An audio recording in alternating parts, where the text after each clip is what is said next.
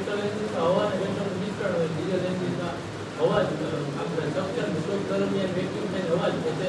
એટલે પછી piston direct operation કરે ત્યારે હવાને ગરમ કરે. ફ્યુલ આપણે ડીઝલનું ફ્યુલ થાય ડીઝલ ઇન્જેક્ટ કરવાથી એટલે બ્લાસ્ટ થાય. બ્લાસ્ટ થાય એટલે પાવર સ્ટ્રોક ઉત્પન્ન થાય. એમાં જ કેમ એવું કરવું પડે? પેટ્રોલ ના નાખીએ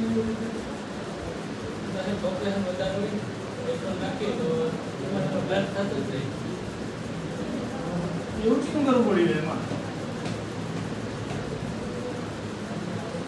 પેટ્રોલમાં સ્પાર્ક પ્લગ વાપર્યો, આમાં ફ્યુઅલ ઇન્જેક્ટર વાપર્યું.